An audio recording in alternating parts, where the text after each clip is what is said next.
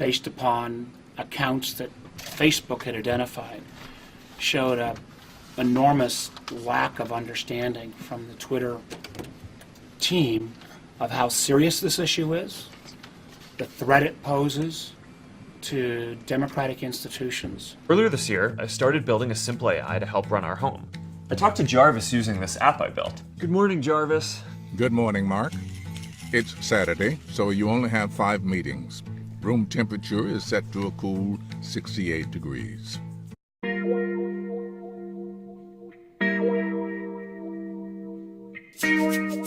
There are a few American reporters today who get to sort of stand up and pound their chests on this because they were right about this.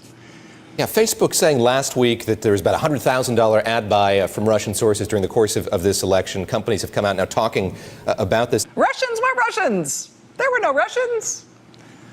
The idea of how much effect can be had by a relatively small amount of money with 40 to 50 trained hackers and 50 or 100,000 computerized bots. You can drive a story that almost any of you would end up covering, even though it may have no relationship to truth. Created bots, a type of web robot that performs, would automatically put forward misinformation. At the time you said, quote, "We don't have full proof of this." You said you were investigating. Here we are 6 weeks later. Have you uncovered any evidence on this front? We've got more investigation to look into. Okay, yeah.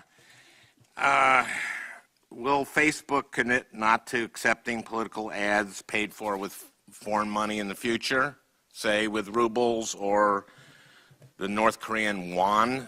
And Facebook had a little bit of a controversy last year when it said that it inflated some metrics it was giving advertisers. They fixed those problems. They weren't related to billing, but it did cause a ripple effect in the advertising industry where people were thinking, you know, we don't really know if all of the people that Facebook says we are reaching are actually people or if they're... It's called the Internet Research Agency, a company U.S. intelligence officials called Russia's troll army, a state-funded organization that blogs and tweets on behalf of the Kremlin. Facebook is one of the top sites Russians target to spread their fake messages. And that is why congressional investigators are demanding Facebook open up its own records. The attacks on the so-called mainstream media played right into the Russians' hands. We are at war.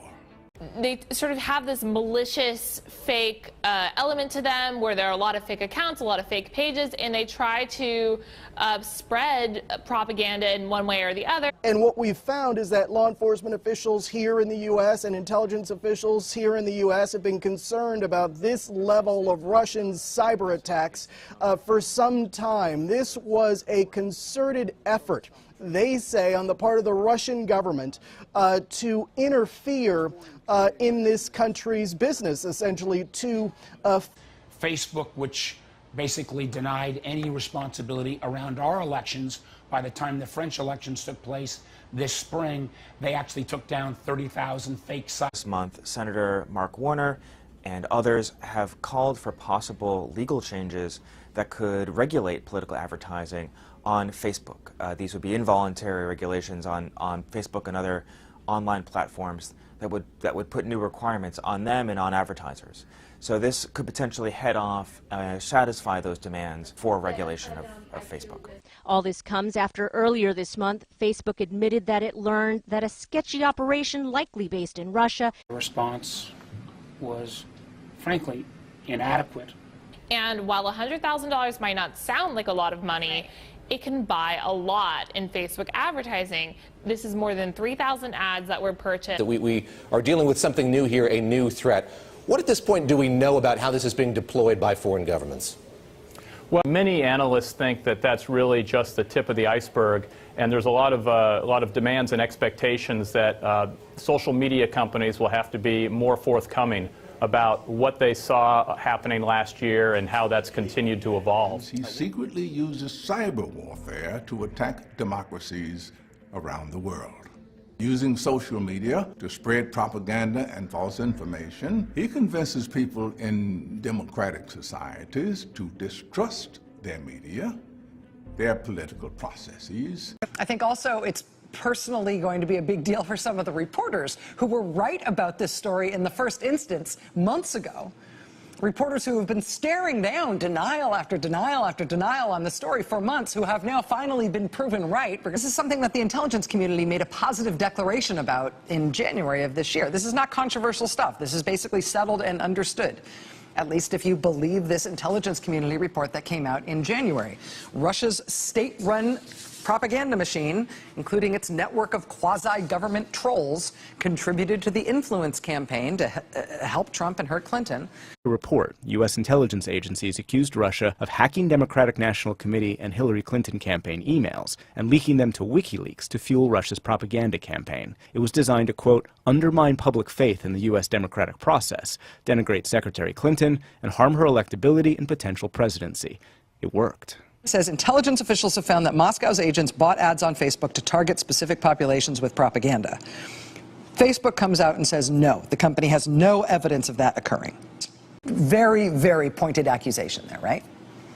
And that elicits, once again, a spate of denials from Facebook.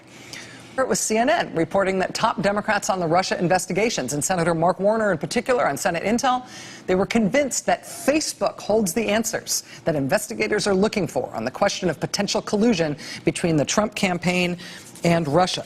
And then once again, Facebook itself comes out and says, no, no, no, this didn't happen. Facebook told CNN, quote, we have seen no evidence that Russian actors bought ads on Facebook in connection with the election. Some men you just can't reach. Big hurdle in the middle of all this investigative reporting is that Facebook keeps saying, no, no, no, no, no, no, no. We know you think this happened. This didn't happen. For months, Facebook has denied this ever happened. Now, as of today, Facebook admits, okay, there were Russians. 10 months ago, Facebook were saying, hey, that's crazy. There was no Russian interference. There was no Russian involvement. Well, we've seen now there was dramatic Russian involvement, both in terms of paid advertising as well as these so-called fake accounts, and we still don't know the total number of fake accounts. I don't think we know the full extent of the Russian advertising. Is there any clarity on whether they have ties to the actual Russian government? Facebook is not saying whether they have ties to the government. Of course, we are looking into it. Everyone is looking into it. I was concerned at first that some of these social media platform companies did not take this threat seriously enough. I believe they are recognizing that threat. You got your mind right, Luke? Now they've provided us with information. We think it's important that the three companies that we've invited, Google, Twitter, and Facebook, will appear in a public hearing so that Americans can again hear both about how we're going to protect. I spent a lot of time with our teams on the issue of Russian interference in the U.S. elections.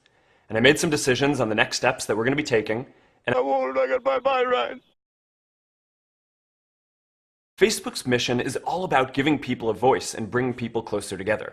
I'm glad that Facebook has finally stepped forward. I don't want anyone to use our tools to undermine democracy.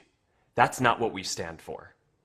The integrity of our elections is fundamental to democracy around the world. Many of those talking points were spread online by fake accounts known as trolls, believed to work in this St. Petersburg building. U.S. intelligence says the likely troll financer is Evgeny Prigozhin, a businessman with catering companies. He's been dubbed Putin's personal chef.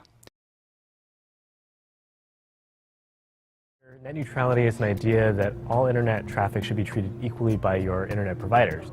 The FCC's rule change would make it so that internet providers would be able to treat certain websites differently based on the type of content that they offer.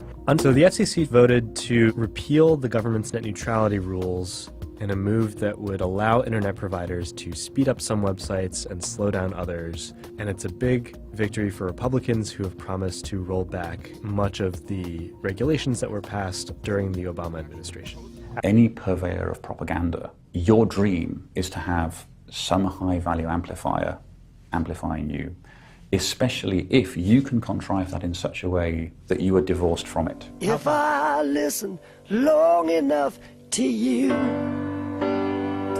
I'll find a way to believe that it's all true.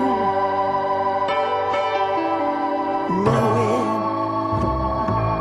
that you straight-faced while I cried. Still I look to find a reason